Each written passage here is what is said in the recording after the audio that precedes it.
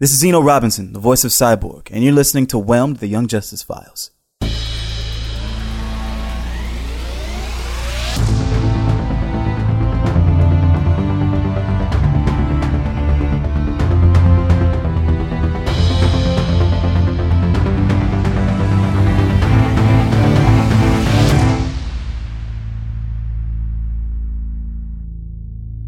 Recognized, Uncle Walker, D01. Recognized, TBU, Josh, D48. Hello, team. Today in the Watchtower, we're joined by Joshua Lapin-Bertone.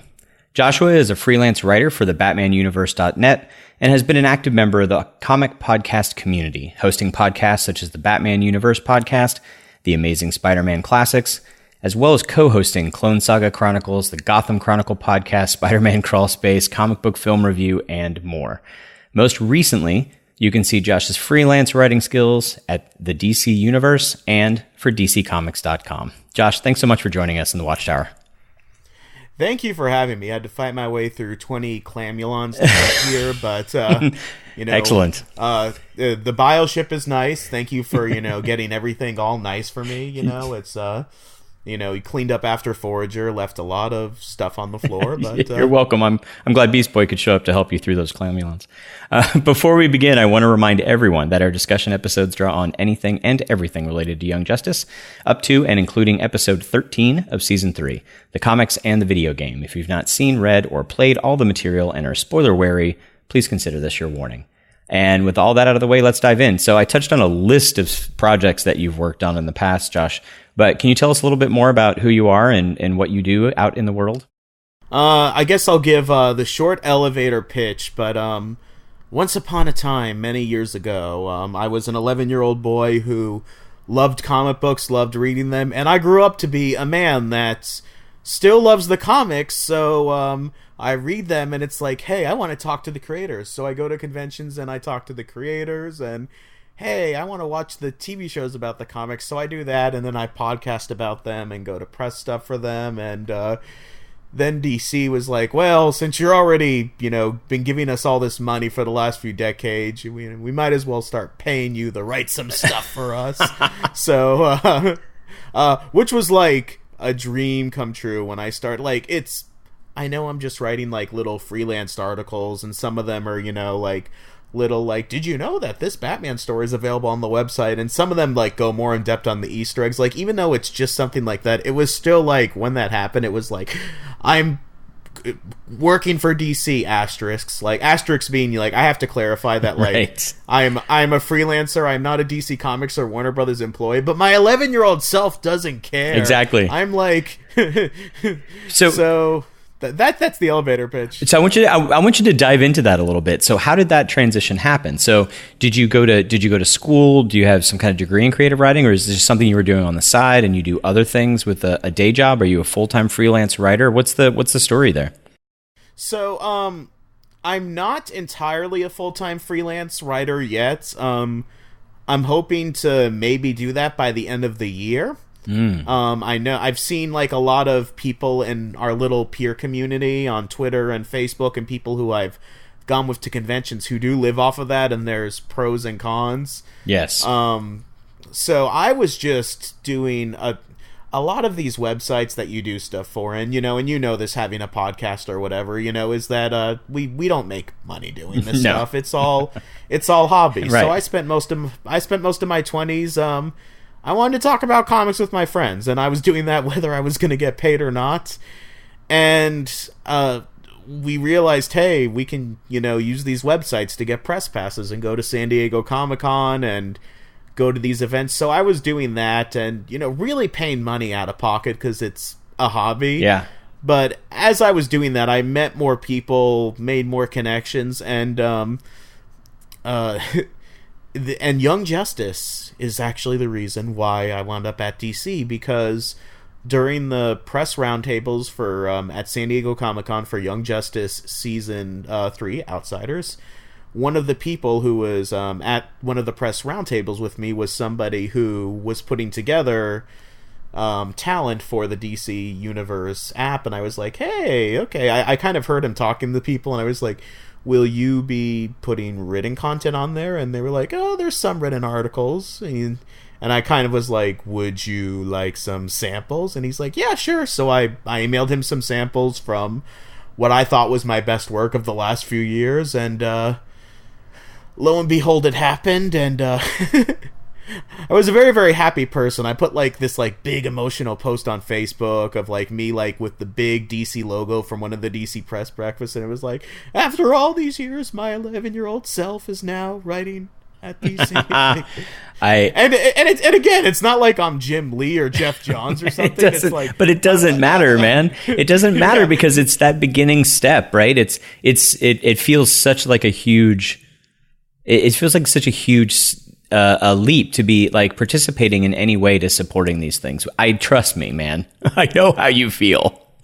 I don't even write for like an official website. I like created my own podcast, and I still feel so happy about being able to do this just because I get to talk to the people involved. Like you were saying, like this allows me to go to conventions, to talk to people. It gives me the opportunity to be on the peripheral edge of some of these things, you know, and be there and help support it. And it means everything, right?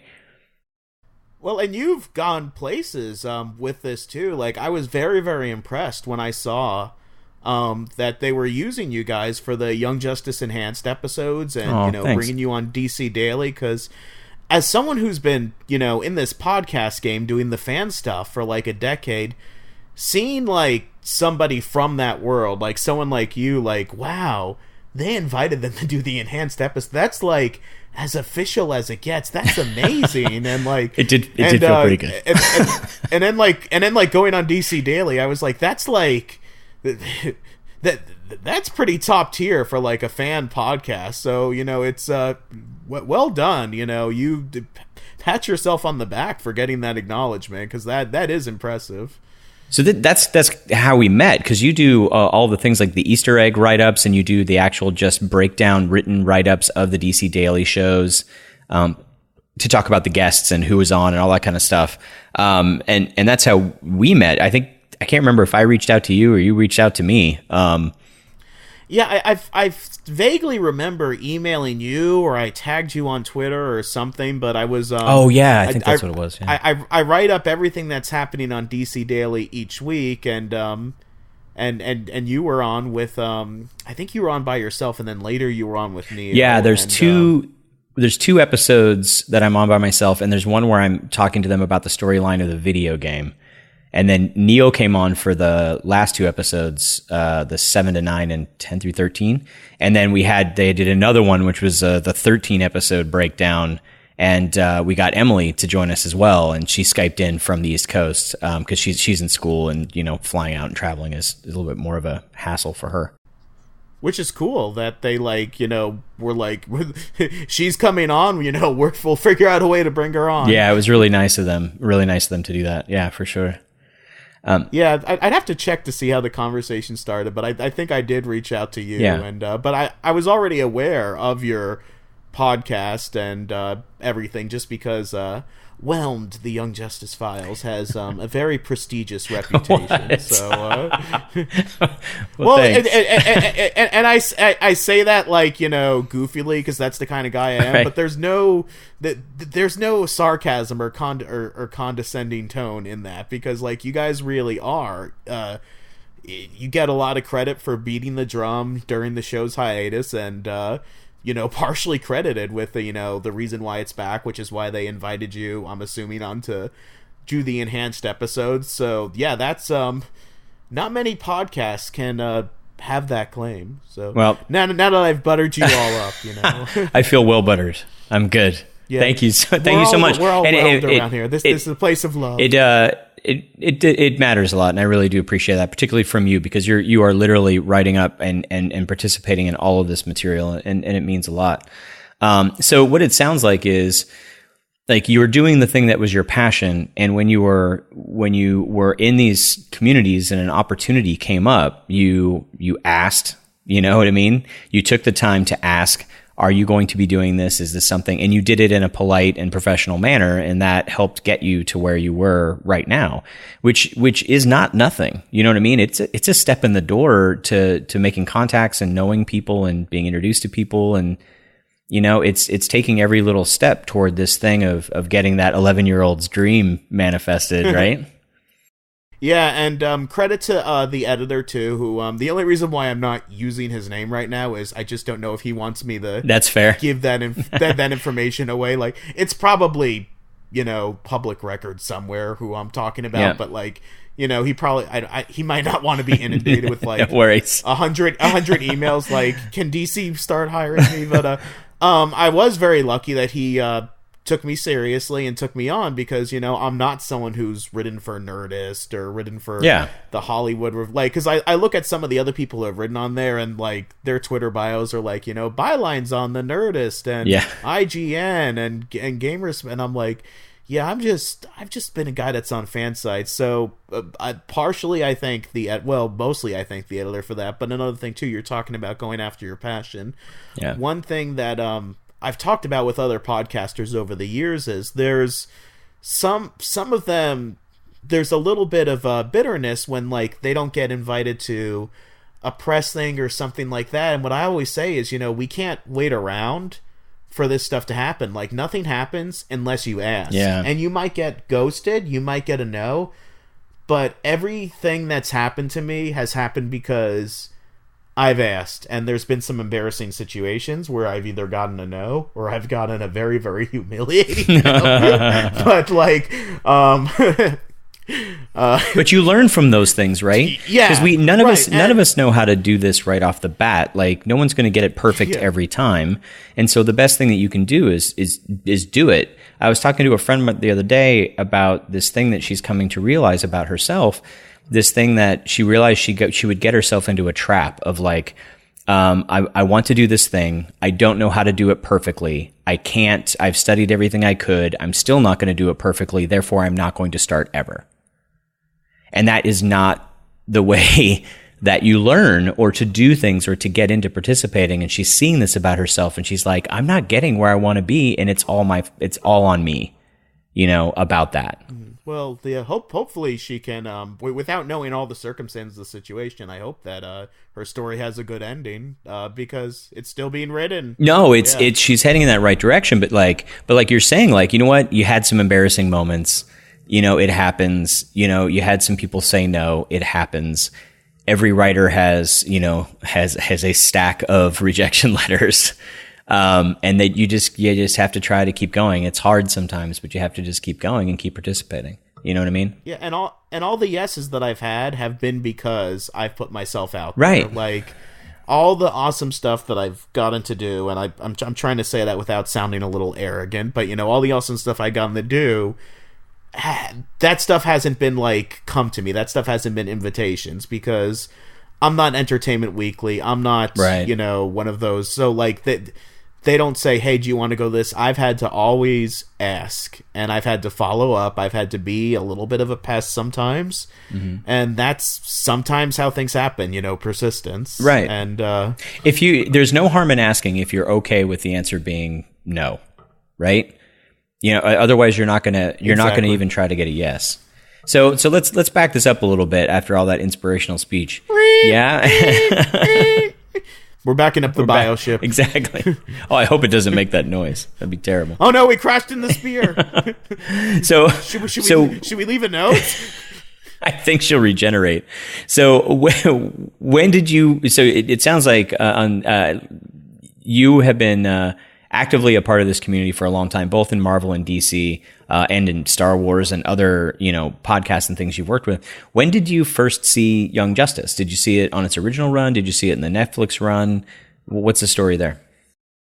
So this is an interesting story, because initially I was excited for Young Justice because I'm a Greg Weisman fan. Greg Weisman, awesome guy. And when I was working with the Spider-Man Crawlspace website, Greg Weisman had come on, and he did interviews. He was promoting Spectacular Spider-Man a lot. I love Spectacular Spider-Man. And he said something an interview for Spectacular Spider-Man that has stayed with me while he's been doing Young Justice. Okay. I've never forgotten this. All right. He talked about how when doing Spectacular Spider-Man, he says the goal is not to create any original characters. And so every background character, every, like, you know, this janitor, like, they're all established people from the comics. Yep. And he's kept that in, like, Young Justice. Like, there was, I think, the third episode of this season. Oh, right. That's right. You and I talked about this. The person that shot, I think they shot Halo. No, they shot Plasmus. Yeah, they shot Plasmus. Yeah, they were, like, from... Not even the main story of Outsiders. It was like a backup story. Like a few pages of a backup story, like a young man who helped Looker while she was in Markovia, and so I remember Nikolai Stovka, I think was his name. Yes, which means when I'm doing these Easter egg articles, like every single time there's a character, I have to I make a note. Like, okay, I need to find out this is someone. But anyway, this leads into a conversation that Neil and I had, because Neil and producer Neil and I were watching a bunch of episodes together, and one of them was the one where Jeff and Dr. Jace spend the evening together, but they're both pretty drunk, and they're walking through the hallway, and this dude walks by with like a mustache that's almost like a handlebar mustache-y thing, and walks by and bumps into them, and she's all shh. And both of us looked at each other and were going, is that a guy? Is that someone? Who is that guy? He just walked by. He didn't say anything. He won't have a name in the credits. And I'm like, he's got to be somebody. Wait till he shows up in season 5 or something. Yeah, he's the leader of the Lights. Right. It's like even in Spectacular Spider-Man, there was Eddie Brock had a roommate who I don't even think the roommate had any lines, and Greg Weisman said either on his website interview oh yeah, that was Josh from the 1960s Stanley Romita run, Randy Robertson's angry friend. I was like, oh my god. So I'm always on the lookout there. So there was Plasmus though. She the sister Plasma. Yeah, mm-hmm. Yeah. She drive me crazy because I could not find any record of her ever existing, but I know that because it's Greg Weisman, she existed in some form, that name somewhere. Right. And it was Deadline, so I left her out of the article. But anyway, to answer your question, now that I went on this whole big, of course. So I was a fan of Greg Weisman and a really big fan of the original Young Justice comic going in. So I was psyched for this, and I will be really honest about what happened. I saw the first 2 episodes, mm-hmm. and it wasn't doing it for me, and I didn't hate it. Yeah, but it wasn't the Young Justice comics. It was Titans. It was like this mashup. Well, I love Titans. Well, the Titans comic, right? To me, that's what I was that's what I was hoping it was going to be, was what it ended up being. But I think that giving it that Young Justice name with a comic that was currently going up on at the time, right? A lot of people thought that Robin was Tim, not Dick, and that kind of stuff, because of the tie-in to that other Young Justice comic that may have brought some people in, right? Yeah, that comic was over by then, but it was? It ended 2004-ish or so. It ended because they were relaunching Teen Titans. And I wouldn't have minded if it was. I say if it was, because it was Teen Titans. So that wasn't the problem. It's just the tone of that episode and some of the character stuff. Initially, my first viewing at the time when it premiered, it didn't do it for me, and I didn't hate it, but I wasn't it didn't grab you. It didn't grab me, so I didn't continue on with it, because back then, gosh, what year did the show come out? I should have done some homework. No, it was November of 2010 came out the first 2 episodes, and then they did the rest in 2011, months later. Okay. Yeah. So in the year 2010, following a TV show took a little more effort than it does now. We have all these streaming sites and everything. If you missed an episode, it was DVR and stuff like that. We didn't have the waste, right. So I wasn't as motivated to keep up with it, so my attitude at the time was, okay, the show's not for me, but, whatever. I hope it does well, because I like Greg Weisman and other people enjoy it. And my friends were really, really, really heavily into the show. They were, so like they would like talk about it, and like they would get angry when Cartoon Network would like put How to Train Your Dragon on when it was like supposed to be like the next part of a cliffhanger or something like that. They were talking about it, and they would get into these deep conversations. They were like really involved in like the fan community on Tumblr. They were like, look at all these shipper names, Spitfire, and like stuff like that. And they would like explain it to me. So my thinking was, okay, this show seems to have a good effect on people. Maybe I should give it another shake. But again, I just never got around to it. And I knew from a friend of a friend of a friend a few months before it was announced that season 2 was going to be the last, and my first thought was, oh my gosh, Donovan and Stella, who were two of my friends who were into the show, they're going to be heartbroken. So I called them because like I wanted them to be mentally prepared. I was like, I just heard from a friend of a friend of a friend, and that this was a reliable source because we know people and who know people who know people, right? That Young Justice is not coming back, and it's due to this reason, and so we were sad. We didn't say anything. People and I still never went back and watched it. And I work with kids for a living, and one of the kids, we're in the year like 2016 now. The show is a few months from being announced that they're returning. And one of the kids, he's 9, he goes up to me with like, and he says, and I love Young Justice so much. This is my favorite show, but I have a question. When are they putting season 3 on Netflix? I've been waiting for a long time. And I was like, oh my gosh, I have to look into these eyes. Aww. And like tell him that his favorite show was canceled years ago and he's never going to see another episode again. Aww.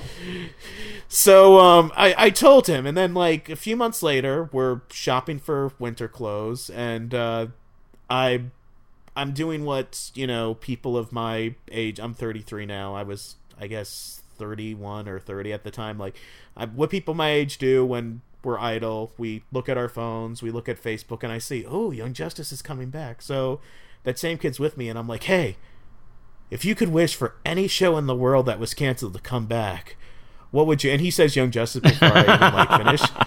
And I'm like, okay, well, let's just wish really, really hard right now. Let's just like put that energy in the world. Let's wish and see what happens. And he's like, okay, whatever, you know. So we did, and I'm like, all right, let's Google Young Justice and see what comes up. And then like, ta-da, it comes back. So, so that was awesome. And then that was what finally made me sit down and watch the show. And once I got past the first like few episodes, like stuff that like I was complaining about, like actually I wound up liking, and it actually paid off. Like I was like, oh, this makes sense, or oh, I like this. Like there's so many touches of the show that I like. And just one little example as I was doing my watch through that I really appreciated is you know, there's this whole plot line going on where Wally, he's digging Megan, he's into her, but she and Connor have something going on, and Wally is the last one to find out. So as somebody who watches lots of TV shows and movies, you're kind of trained to think that the story's going to go a certain way. You're like, oh no, Wally's going to find out, and he's going to be mad, and it's going to affect the team, and he's going to feel betrayed, and he's going to be resentful of Connor. And Wally finds out, and he's disappointed for like, oh man, and he gets over it because these are all mature adults. Even though that's like such a small moment in like the overall season, I hear you. I appreciated that so much because like, wow, like, somebody handling like that situation maturely. What a good message to send children, by the way, too. Yeah, no, for sure. Like, so that they'll be taught to like. I love that. And I was like complaining to my friend like Donovan, you know, I was like, okay, so Megan doesn't understand Earth customs, but yet she has enough understanding of sarcasm to say, hello, Megan. Like, that doesn't make sense. He's like, keep watching, it'll be explained. Yeah. And then when I got to that episode, I was like, dude, you were right, and that was so awesome. Right. And this is a thing that when we even before we had the show, had Whelmed, I was on social media during the, you know, Keep Binging YJ thing, and I'd be talking about it, and people would be starting to watch, and they'd tag me in their like, you know, live tweets and whatnot, and they'd be like, I don't know, this Superboy is just so angsty and cliche, and I just like keep watching. Well, what about this man? I'm like, everything that you are feeling right now. Why is why is Speedy just so angst-ridden? It's just over the top. I'm like, everything you're feeling, the writers already know. They know. Keep watching. You will find out. Everything is done with purpose. Trust me.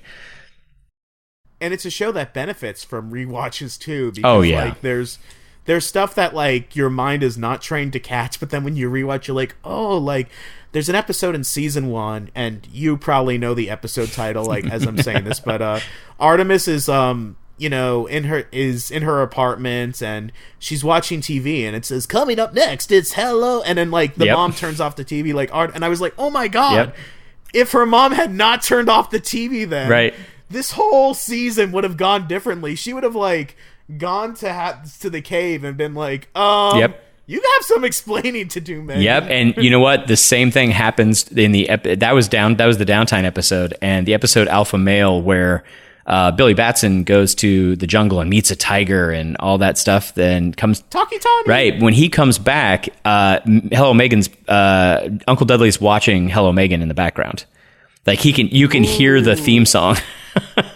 And he walks right by it to like go to bed. Exactly. Oh man. Yeah, and so this is a thing that happened with me too, because I and I've said this on the show, and Emily has since educated me better. But I didn't care for Megan as this ditzy cliche teen. I've talked about it a lot. But then once I hit that episode you're talking about, that Image episode, I realized everything that was laid out, and then rewatching it and understanding, wait a minute, they didn't just retcon some storyline for her later on. Like, this has been planted from episode 1. To skim away from that again, so you got a chance to watch it thanks to this kid that you knew that was excited about it, which makes me really happy. That it went the other way around. Instead of you getting the kid into it, it was the other way around. Yeah, I suppose. So when we met, started talking after the DC Daily appearance, I was like, well, you do all this write-up, man. We got to have you on the show. Like, do you have a topic you want to talk about, or something you want to come on the show to talk about? And almost immediately you were like, oh, Nightmare Monkeys and Beast Boy. I'm all over it. I'm like, okay, I'm interested. Let's do this. And so I'm interested to know someone who came into Young Justice a little bit later, and watched it not long before season 3 started. What is it? Tell me what it is about this Beast Boy centric, heartbreaking episode, Nightmare Monkeys, that draws you so much. It was just like the perfect marriage of, everything that makes Young Justice great with, something that Greg Weisman, and I shouldn't just credit Greg Weisman, because it is a team effort. There's, Brandon Vietti, Phil Barassa, and all the other people whose names I don't have in front of me. Like, they all just produce such a great show, but it's a marriage between, everything that makes the show great and pulling different pieces from DC Comics mythology and weaving it into their story in ways that are not only Easter eggs, but that drive the story. And just that episode, it was like everything, the stars just all aligned, because it continued on the story. It answered questions about Beast Boy and why he was doing what he was doing. And in doing so, they did not only a parody of Teen Titans Go, but the parody of Teen Titans Go that was also like, while you're laughing, you're also crying because of how emotional it was. And there was just so many layers and layers upon that too, where like, my friend even said to me, this is like an answer song to when Teen Titans Go did their Young Justice parody. Oh, absolutely. Yeah, for sure. Their response to that, and which they said that in the Whitney Moore's little Young Justice documentary that she has too. Yeah. So, there was that, and it just tied in so much stuff, like even stuff that the comics never thought to like make the connection of, because in the comics, Beast Boy did become an actor, after the Doom Patrol broke up. Right. And the thing that no one brought up is, oh, well, his adopted mom was an actress, so of course, he would be an actor to be like her. And that's something that like fans kind of conclude, but the comics never went out and said it. And they, pulled that connection here and used it to drive the story. And there's little stuff too, because I remember when I was watching the Hello Megan episode, and the Greg Weisman thing where there's no original characters, all of those Hello Megan actors and actresses were different people.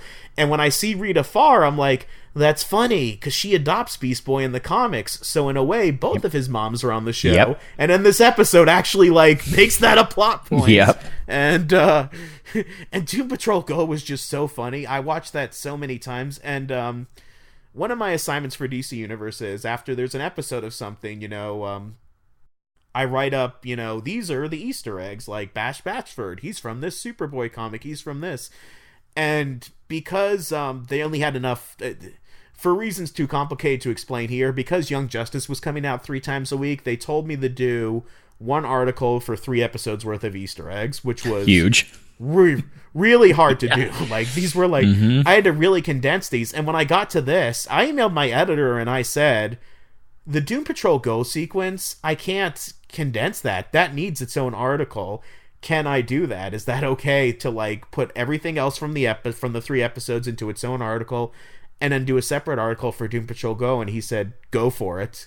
And I did. And there was just so much to discuss, from Mento to like the Teen Titans Go connection to the Space Trek stuff, to like, going on and even using the scene from the tie-in comic where Marie Logan drives off the waterfall, which even that's a tribute within a tribute within a tribute, because the tie-in comic, when she drives over the waterfall, it's similar framing to when she goes over the waterfall in a boat from Doom Patrol number 100. The waterfall looks the same and everything, so it's like like I have to pick different comic images to like use for these things. It's like, I don't know if I'm going to use the Doom Patrol 100 image for this Easter egg or the Christopher Jones one, and I used the Christopher Jones one because that was like what it was directly referencing, right? For from sure. The Young Justice tie-in comic, which we need more of those. Those were awesome. Absolutely. Yeah, and we talk about that too. And this thing that in the tie-in comic, when Queen Bee says, Garfield's waiting for you, we figured she was lying.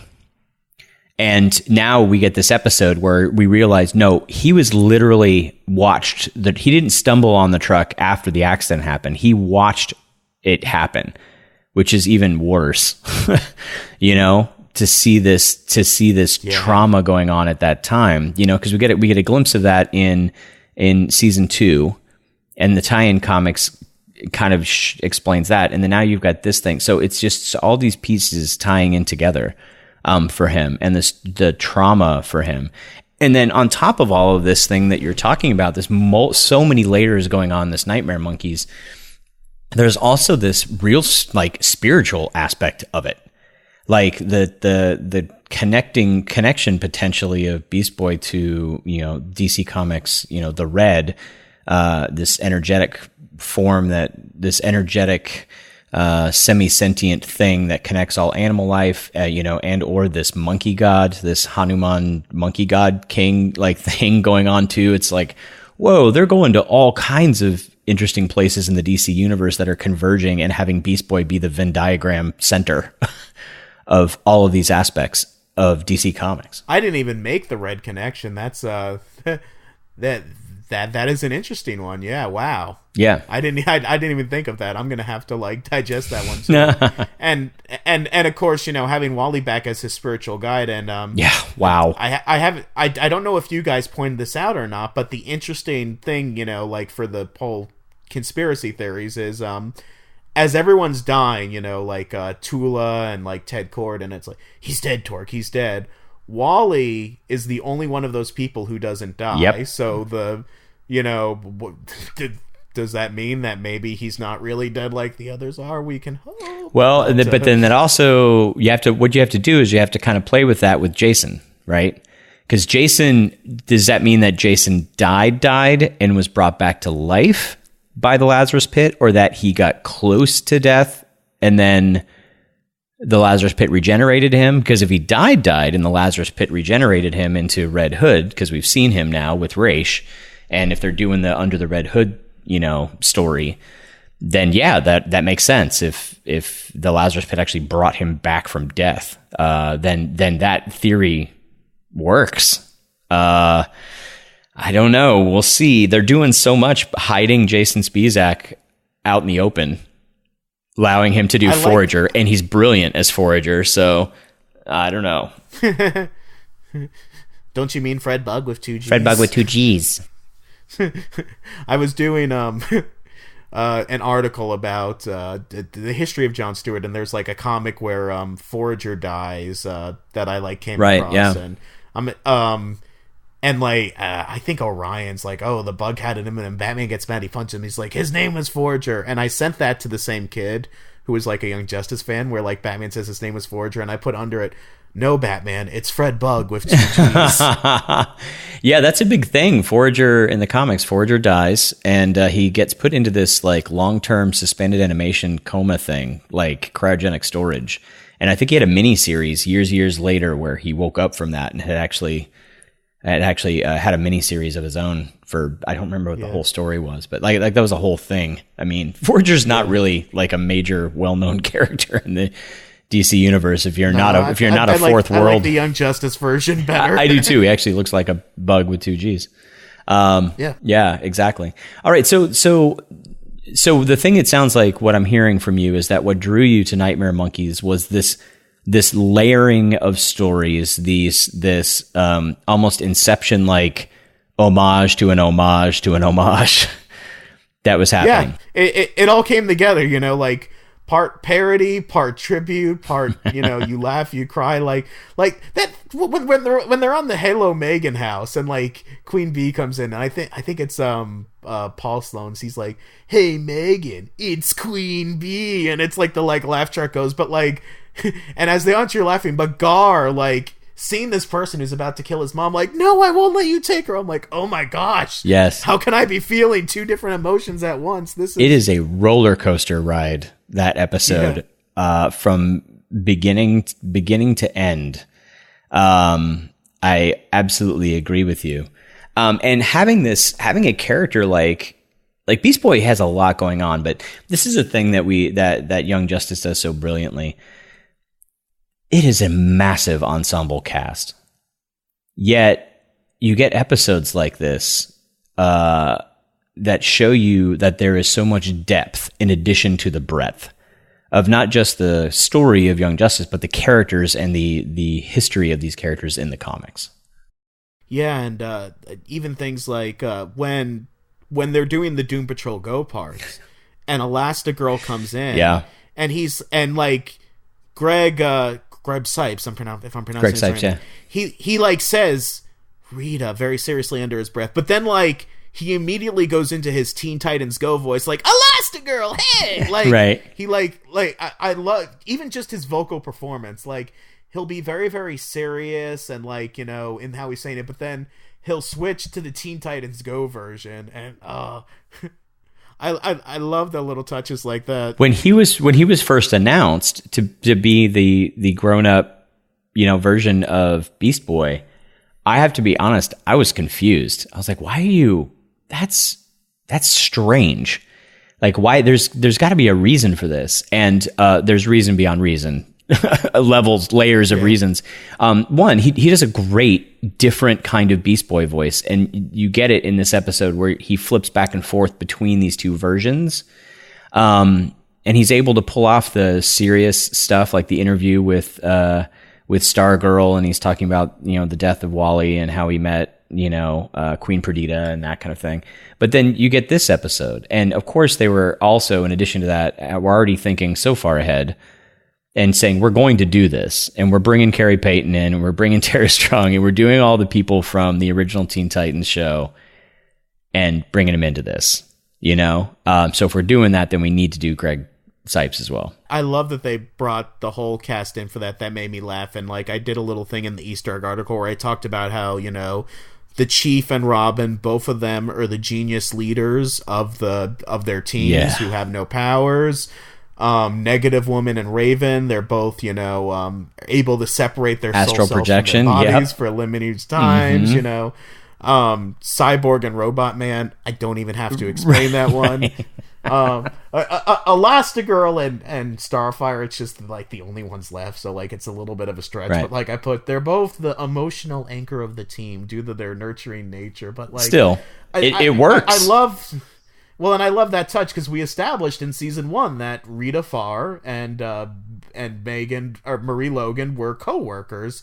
So when she's like, "Oh yeah, I was such good friends with your mom, so of course I wanted to, take you in," and I was like, "Yes, that works," because we established that in this universe that I love taking the fact that like her and Rita Farr were friends and using it for a story plot point, and not only a story plot point, but a story plot point that was straight from the comics, because Elastigirl and Mento do wind up adopting Beast Boy in the comics, and unfortunately they were only his parents for like something like 10 issues before Rita died, tragically, and she stayed dead for a long time because over the years, like, that Doom Patrol death like kind of stuck, but then like 10 years later they brought Robot Man back, and then a few years after that, they brought Negative Man back, and then the Chief came back, and, like, Rita stayed dead the longest until, like, the mid-2000s.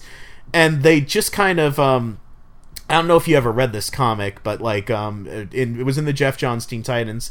They kind of tried to do this new Doom Patrol thing where, like, it was John Byrne did a new Doom Patrol comic where he acted as if they had never appeared before, but then they had to change Beast Boy's origin for that, but then when they did Infinite Crisis, the attitude was actually everything's in continuity.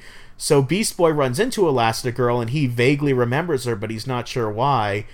And Superboy Prime, it's a complicated thing, he busts out of a mini Phantom Zone thing, and it makes these reality waves, and the Doom Patrol and Beast Boy get all their memories back, and he's like, "Oh my gosh, Mom, you were dead." And she's like, "How am I alive?" And he says, "I have no clue, but I'm so glad you are." And it's really emotional. Wow. Because, like, there's so many years of, like, Teen Titans stories where, because Rita stayed dead the longest, Beast Boy missed her, because she was the one in the Doom Patrol who really believed in him. The others were kind of like, would barely tolerate him. Him and Robot Man kind of had, like, they were friendly, but like Robot Man would kind of pick on him. Mento and him didn't have the best relationship sometimes, like, but Rita, she was the one that he missed, and she was the one that, like, when Beast Boy first showed up in the Doom Patrol, like, they didn't believe him because he says, "I have this guardian, he's only using me for my money," and they're all like, "Oh, he's just lying for attention because he wants to join the Doom Patrol," and Rita's like, "Well, I think he's a sweet boy, and I think we need to help him in his situation." Right. And everyone would be, like, annoyed with her, like, dames, because it was the 60s. Right, yeah, of course. Yeah, well, this also, this aspect of how they tied in, of course, this is not Beast Boy's comic origin. Miss Martian was not a thing back in the day. That was still a good tie-in, though. That's what I'm saying. Like, yeah, like they're both it's green not shapeshifters. Yeah, like, sure, it's not that it's not a complaint. It's an actual, like, it's genius.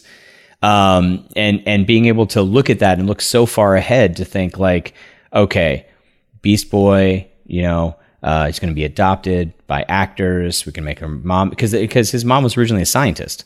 So, like, they had to tweak a few things about these characters to make everything fit, but you really had to dive deep into the creative process of just Beast Boy and Miss Martian to make that work. And again, you're doing this with an ensemble cast, and every character, I won't say every, there's so many now, and we don't know what's going to happen with the last half of the season, because we still have other characters from season 2 and even season 3 that were introduced. We haven't seen much yet, but so many characters get this deep dive and how they affect each other. They're not in a vacuum, right? Beast Boy exists specifically because he lives in this world full of supers, and they got involved, right? So incredible storytelling. And so this part of Beast Boy, and then his decision to be able to, at the end, saying, "I'm going back to the life. Like, I thought I could be closer to my mom, and I did. And I was for a while, but I need to be a part of this now and to come back to the team. And if he does come back to the team, is he going to come back to the team, or is he going to come into the Outsiders? And then we're going to have Cyborg and Beast Boy on that Outsiders team. And then, and then all you'd have to do is introduce Starfire and Raven, and the next thing you know, we've got a Teen Titans team going on for a further season. I just had a really sad thought though, because if he does go on the Outsiders team, he's going to be with Tara, and in the comics, Tara just really jerks him around. Yeah, I mean, he's with Perdita, but maybe Tara's a manipulator. She might, she can manipulate things and that relationship and string Beast Boy along. If they decide to go in that, we've had this conversation too, and we talked about it a little bit in the DC Daily Show. Like, there's definitely an inertia to Tara's storyline with Judah's contract, but there's also this really high expectation of this singular story for her, and I cannot help but think that Greg and Brandon are going to subvert our expectations in some way with Tara. And I don't know exactly how they're going to do it. I have some ideas in my head that I'm not going to share quite yet that may happen, may or may not happen. But we'll see. But I feel like they're going to subvert our expectations somehow. And I'm hoping they're going to improve on some of the stories. Like, one of the things about the agency of Tara, it's like in a lot of these stories, it's like, okay, Tara, are you going to betray the Titans because of Deathstroke, or you're going to not betray the Titans because of Beast Boy? Okay, well, either one of those has to deal with a male protagonist, and she's reacting to them as opposed to sometimes taking her own agency. And that is amongst some other issues and problems with Judah's contract. As much as I loved and was influenced by that comic back in the day, has some questionable things looking back on it. Some questionable love scenes. Some questionable implications, yeah. So, so I mean, that story evolved in the Teen Titans show, which I think that I handled it really pretty well. And then now we've got this generation of storytellers and how they work, and or stories, I should say, and how they work. And I'm curious. And that same kid who was like 9 at the time, like when's Young Justice coming back? He's 12 now, and he texted me like, they're making Tara evil again. Can we have one version of her that's like not evil? And I just like did the write up for DC Daily. I said, well, there's a theory that maybe that's not who she was texting on the phone. So yeah, we'll see. Yeah, maybe Deathstroke was. Maybe she was playing Angry Birds, and Deathstroke's "I'm in" text was, like, I don't know, was from Brion. It's the other Markov that's Raider. Like, yeah, and he's angry enough. Yes, I don't know, something. It's Bioship. Bioship's the no, stop. There's no more moles. We're done with moles. So there's a lot of episodes we could have talked about in season 3, and we could have talked about any of your favorite episodes from the first 2 seasons. But this one is the one that jumped out at you. This is the one that somehow hooked your attention, right? And there's so much variety just in these first 13 episodes. We've got like almost like space opera epic with episode 7. We've got a horror movie with Cyborg, flipping his switch and chasing Halo through a house. Like, we have a comedy episode with, the always on point Crispin Freeman episodes. This episode is something else, and I can't quite put my finger on it. This is a kind of episode, it is almost like this psychedelic journey style of a story that we don't actually get in animation very much. And I'm having a hard time putting my finger on this trope. Like, is part of the reason why this episode hooked you is because of just how unique and multifaceted this episode is? It's a free for all love letter. A free for all love letter. I love that quote. Well, it's just we even get like a Suicide Squad reference for like a few seconds where where they say, "So goodbye to your second mom." Like, there's like the Suicide Squad, like skulls behind them, and even that in itself, it's like, of course, because the Doom Patrol is a literal Suicide Squad at this point, because they're going off to die. Like, we're not gonna make it, I think is what. Yeah, we're not gonna make it. I cannot tell you how many times I watched that scene, and also I saw a screener of it. Let's see, the screeners usually go out the Monday before these air, and you're not allowed to like talk about them or spoil them, or Warner Brothers will drone your house. So like, I was like, oh my gosh, I just saw the most awesome thing, and I can't talk about it with anyone. Like, that was so frustrating. That was like, this is so awesome. This is like the best animated DC thing that I've ever seen. Little things and tributes. Like, we talked about the fact that Teen Titans Go did their own Young Justice parody, but it was the Miss Martian that shows up to say, "Don't worry, you can come stay with your big sis, me." That's the same character model from the Teen Titans Go episode. So just so much, like, there was just so much homework done here, like, to the song, to getting the actors, to like changing their animation style. And I love the Space Trek stuff too, because I was listening the other day to the episode that you guys did on episode 1 through 3, and our Scream Something Volume 1. Yep. Yeah, and you said, and I don't know if since then you found out this answer out, but you were wondering if Space Trek was the show that he was on in the comics. Yes, we have figured. Yeah, that was. Mm-hmm. Yeah, we could pretty immediately get sent a bunch of stuff from listeners confirming. Except the guy, there's so many. It's almost like scenes straight from those comics as well.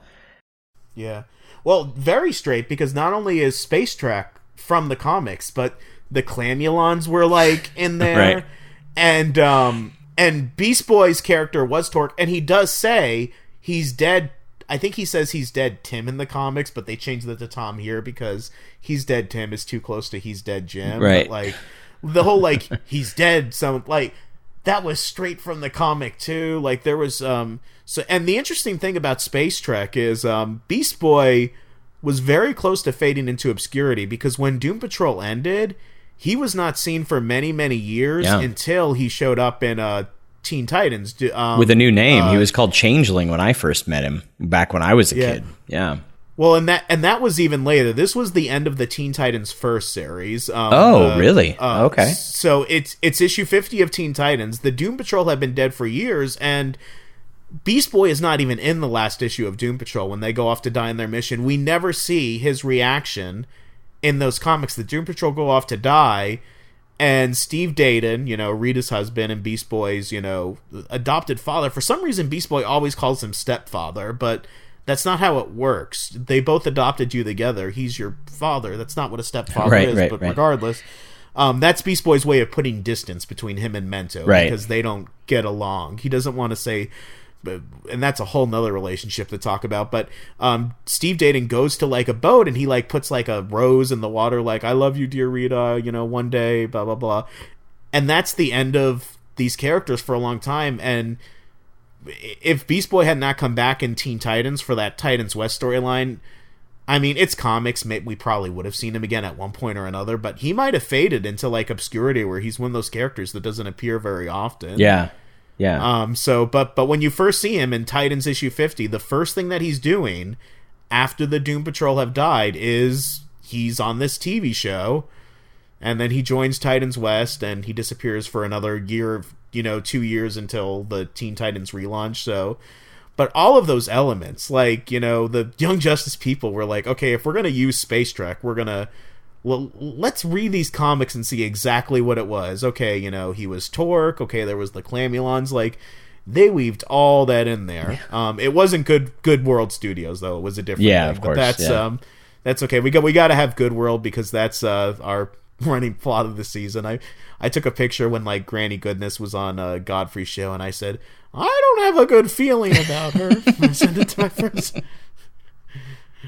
And of course, Paul Sloan was Two-Face in the Golden Age Batman. Yeah, you know what? And in one of the episodes, one of our Scream Somethings, I think, I actually nod to you, because I don't think, was it you? There was someone else, someone I read and I think it was one of your articles, it might have been a different article about this Paul Sloan connection that I had no clue about.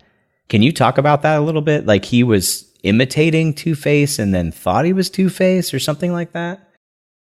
He was an actor, like, because the golden age, there'd always be like, the imitation villain or something like that, right? Or the sequel to a villain, and Clayface 6. At one point, when like, so many Clayfaces. It has been years since I've read this story, so the details are a little fuzzy. But Paul Sloan was I guess the second Two-Face. There might have been more, God, but like Harvey Dent, who was occasionally Harvey Kent, but he became Harvey Dent really quickly, was cured. So this guy was an actor, and then there was like an explosion or something on set, or he got scarred on set, and he became the second Two-Face, and he did Two-Face stuff, and he didn't really stick around. I don't remember what happened to him at the end of the story, but he was an actor in the DC Comics world, so I'm sure that when the Young Justice people are like, okay, we need a list of different, we need a list of different, actors, for this that we can pull in, boom. And it's I even looked up, like, as Beast Boy's leaving, and like he says to that one Clamulon, "Good job, Harvey." "Oh, gee, thanks, Mr. Logan." I was like, okay, Harvey, who could he possibly be talking about? He's got to be someone. And I came up with nada, but and that's the thing, sure. Like the Miss Paris, who's the teacher in the episode where Fred Bug goes to from friggin' Super Friends from the Super Friends tie-in comic. That's just bonkers to me. So anyway, this great story that you told about Greg Weisman, this idea that like the goal is to not have to create any new characters because there's 80 years of history here. There's always someone to be able to use. It still takes work. It still takes time. It's a great guideline, but sometimes you just want to get it done, and you just you're going to do what you need to do. And it's an incredible. I think it's a perfect kind of primer view of like how to watch Young Justice. Like everything matters. Who are these people? There is someone somewhere, and if not, I don't know. Like there's still characters that I have to look up and try and see if I can track down anything on that I haven't found yet. And we dig pretty deep, and I know you do too. So you and I are going to have to keep talking about what we find out behind the scenes. Well, and another Doom Patrol reference is when Perdita calls the paramedics to pick Gar. Oh yeah. The two paramedics, they're from this most recent volume of Doom Patrol, the Young Animal volume. We talk about I blew Emily's mind and talking to her about the female paramedic of that two paramedic team and how she was created by Danny the Street and like the whole thing. And Emily was like, "What is happening right now?" Absolutely. And they were in the tie-in comic as well. They were the two paramedics that showed up when everybody was unconscious, which is just crazy to me. Absolutely crazy. And Good World Studios is in there too, and of course, nothing goes wasted. Not a single thing goes wasted. And when they talk to I forget her name. I forget her name, but there's an actress. She's doing a panel, and when she says, "Oh yeah, we were like a family on the Hello Megan set," well, that ties into this episode because Rita says, "Oh yeah, Marie was like a sister to me, so of course I'm gonna adopt her kid." Right, and, exactly.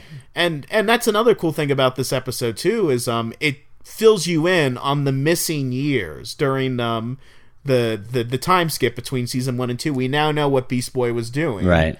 That like just like in the comics, he was a member of the Doom Patrol before he joined the team, and the Doom Patrol did die, and then he joined. So that was something we did not previously know, unless I don't know if it was in the tie-in comic. It wasn't. No, absolutely. I said over and over again on the show, I'm like, this Rita Farr thing is killing me. And now that we know his mom was killed and like all this stuff, like I was like, was he in the Doom Patrol? Are they going to put the Doom Patrol in here? I don't know. How would they do that? Well, I could not have seen this coming.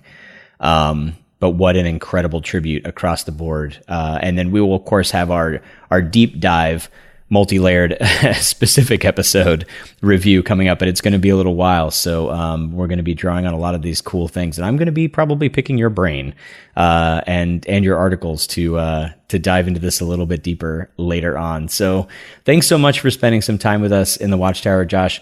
Where can people find you out on Earth Prime if they want to chat with you about all things comic and geeky? Well, if you take the Bioship over to the DC Universe app, which I would hope that some of you guys are subscribed to, because if you're Young Justice fans, well, like, a lot of our listeners are out of out of the country as well. We have listeners around the world, and that's a bit of an issue, and unfortunately a struggle for some of our listeners, which is pretty frustrating for some. But the ones that are in the United States, a lot of them do have the DC Universe app, and in Canada they don't have the app, but they can watch the show on. Oh gosh, I can't remember the name of there's a network that's actually carrying Young Justice, but I don't know what they're going to do with other countries. So all of you people in other countries who can't watch season 3 yet, I will fly to your house and I will reenact the episode. Don't make promises you can't keep. I mean, no, it'll be fun. This will be Whelmed, the Young Justice Tiles World Tour. You know, like I'll do the whole Fred Bug with 2 G's, you know, Forager, and then. I don't know, something that Halo says, like is Bioship gender not obvious? Right. So it's gonna be you're gonna do a Josh one-man show. Is that what's gonna happen? Yeah, it's gonna be at the next Convergence. You'll be up there with the next Convergence crew doing It's like, wow, that was so multi-layered. I know, right? So if Carrie Payton can like talk to himself, then you know, like so many characters. Nolan North. So the DC Universe, if you have it, you know, I do, I'm regularly in the news section on there, and also DCComics.com, which is a separate site, but also DC Comics. I do articles on there about the comics and social media stuff. If you like Gotham, and if you don't take the show too seriously, and you're able to listen to me and my friends kind of have a goofy, you know, afterwatch show about it, I'm on the Gotham Chronicle Podcast. Social media, you can find me, my Twitter is TBUJosh. That's the letters T, the letter B, and the letter U, because B's sound like D's to some people, so I have to like... No, I understand. I always have to, try spelling a name, you know, when I spell my last name, it drives people crazy, because so many letters sound like other letters. I'm the only Joshua Lapin-Bertone on Facebook, because there's only 3 Lapin-Bertones in the world. The other one is Jesse, my brother, and my sister Sarah. So if you want to friend me on Facebook, just mention that, you know, it's from the Whelmed podcast. But I do more comic stuff and whatever on Twitter. So yeah, that's where Perfect. You can find me, and my next stop on my one-man Young Justice show will be Prague. We'll put links to the Prague show in the show notes, in addition to some links to some other websites. We're going to live stream. Right, exactly. And thanks to everyone else for spending some time with us. If you'd like to join us in discussing this incredible series, you can find us on Twitter at the YJ Files, on Facebook at Crashing the Mode, on Tumblr at theyjfiles.tumblr.com, on our website crashingthemode.com. And if all that isn't enough, you can email us at whelmedpodcast@gmail.com. If you'd like to support our show, please consider sharing it with a friend and or joining chats on social media. You can also support the show by giving us a 5-star review and or rating on Apple Podcasts or your podcatcher of choice. And you can also find us on YouTube, Stitcher, and iHeartRadio. The ratings, comments, and subscriptions help others find the show. If you do leave us a rating or review, please let us know at our email address or on social media, especially if you're outside the US. We have to look a little harder to find those. If you're able to support us monetarily, please consider becoming a patron at patreon.com/crashingthemode. Even $1 a month can help us do more in-person interviews, actual play podcasts, fan meetups, discussion sessions, and more. And as always, stay whelmed, everyone.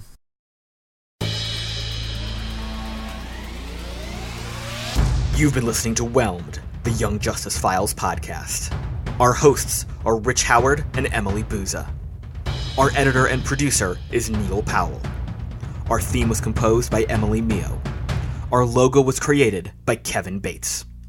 Whelmed is a fan-made podcast and is not officially affiliated with DC Comics, DC Entertainment, Warner Brothers Animation, and any other owners of Young Justice or its related source material. As such, these companies have sole ownership of all symbols, images, names, logos, and proprietary material related to Young Justice. Original content of this podcast is ours under Creative Commons. Thanks for listening, and stay whelmed.